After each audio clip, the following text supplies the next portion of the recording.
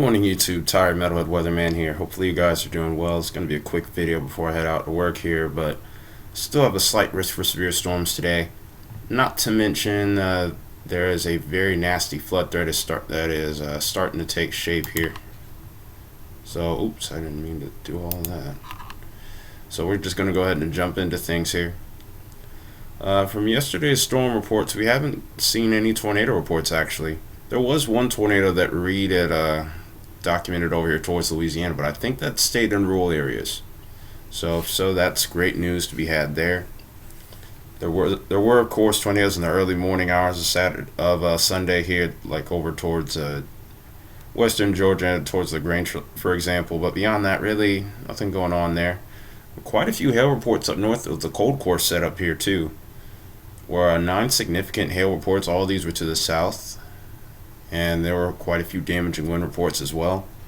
Reports are still coming in, so maybe we'll see a couple of tornado reports, but it looks like compared to what we could have been seeing, we dodged a pretty big bullet there. So it's always a good thing, but still more down the line. And then later today we are going to talk about these elephants in the room, and there's a day 5 enhanced risk. So I'm definitely going to be looking to stream that one, so look forward to that. If you to all of my people that come into the chat, love to see more of you in there. It was pretty fun. It started out with an analysis of the Rolling Fork tornado, and we just kind of fell right into the severe coverage.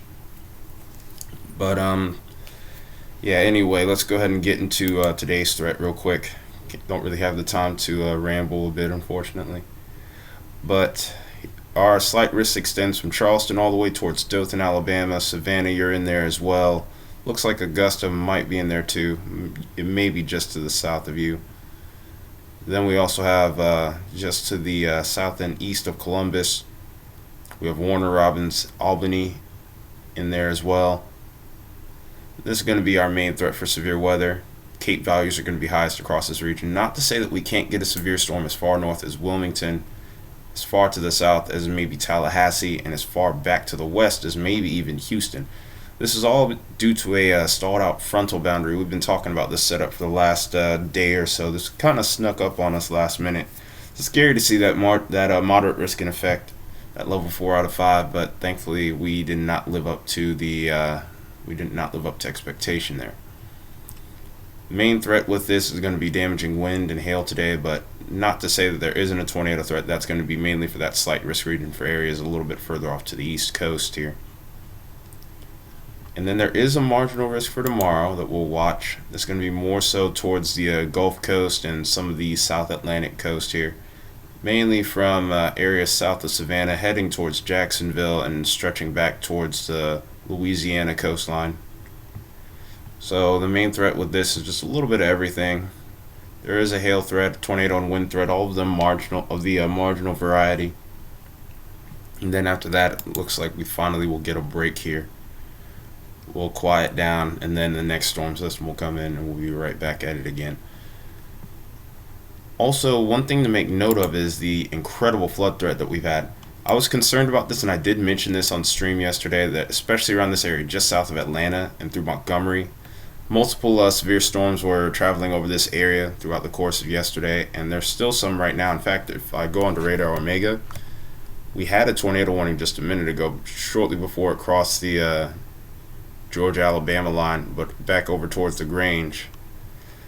We've seen multiple thunderstorms heading over these areas over and over again, and unfortunately that's going to lead to a significant flood threat. There are flash flood warnings in this region right now, and then we have another storm that's heading into Macon. So the flood threat is still going to be very prevalent throughout the course of the day. So they've issued a high risk from the Weather Prediction Center here until about 7 a.m., which is about this time. And then on day 1, we still have a slight risk, which may very well be upgraded to a moderate, because we're still going to have storms firing over this area. We will probably see an expansion of this further to the south too. As far as day 2 is concerned, they only have a marginal, but I do think that given the increased storm coverage, this is probably going to be upgraded. Then after that, of course, we know what's going to be happening out west. We already see the slight risk, and then by tomorrow I think that there's going to be a big upgrade here. as the atmospheric river will be coming in. Let's go ahead and look at some of the parameters really quickly. Temperatures are going to be more than sufficient. It's really not going to be until Wednesday where we can see things start to settle down a bit. We're not going to see much of a cool down coming from this frontal system here. This is heading into the afternoon here. We'll get into like the low 50s, but we'll still end up seeing some 60s and 70s. It's going to be more so average temperatures. It's not going to be anything magnanimously cold. Dew points are the biggest talking point here, as far, in my opinion, when it comes to parameters here, because it's still going to be pretty ripe across the southeast all the way up until Wednesday, pretty much. Even as we head into Tuesday here, we still see plenty of ripe dew points, and it's not going to really be until 18Z or noon time around Wednesday where a lot of these will go away. We'll still be watching over towards Florida for some thunderstorm activity, for some ripe dew points and maybe some thunderstorm activity. But most of the severe setup is not going to be there anymore. The greatest threat for tornadoes is just about gone. The jet streak that was going to be associated with that is pretty much pushed off at this point. We're a little bit more zonal. There's a couple of little wind maximums that come up, but it's nothing of major concern right there. So we'll go ahead and switch over to some of the parameters for severe weather. Mainly going to be looking at Cape values, because that's going to be the key to all out of this. We still have really strong Cape values actually right now. We're hanging around 1,500, 1,600 plus joules per kilogram, more than sufficient enough for storms to continue to be ongoing here. And even as we head into tomorrow, these Cape values are going to be hanging more so off the coast here. But by Wednesday, mercifully, most of this will be over. Again, towards southern Florida, we can't rule out a couple of stray showers and thunderstorms, maybe a couple of stronger ones, given the Cape values. But beyond that, I'm not too concerned for anything major there. What I am concerned with, however, is again the flood threat. We'll look at composite reflectivity for right now, and then we'll look at the quantitative precipitation forecast afterwards. Get an idea of what kind of rainfall we could see here. Because for a lot of areas right now, at least 3 to 5 inches of rain have fallen across parts of the southeast, and this very well could and will most likely continue. Look at the activity right here. As far when we get into Tuesday here, we could see more activity just to the south of the metro area, both in Atlanta and Montgomery. This area has been getting slammed, and it looks like it will be continuing to do so through tomorrow.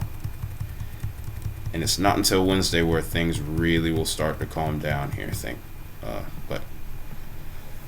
So again, in total here, I'm going to go ahead and just take a look at everything the NAM has got to offer us here. Between now and Wednesday, here are the totals we could potentially be seeing. We have areas in the red leaning more so between 2 to 3 inches here. Beyond when we get into the yellows, we're getting into about 3 to 4 inches, 5 inches plus, getting into those orange colors. Basically with this map, the brighter the colors, the heavier the rainfall. So this swath right here, and I don't have EpiPen up right now, but basically this swath right here is going to entail where the heaviest rain is going to be. These storms have been training over this area for the longest, and they're continuing to do so, unfortunately. So the flood threat over here, in my opinion, is what's going to be the highest. So that being said, we'll see what happens with some of these areas towards the coast, but towards the Mississippi coast here through southern Alabama and south central Georgia, it seems like the flood threat is going to be the most significant.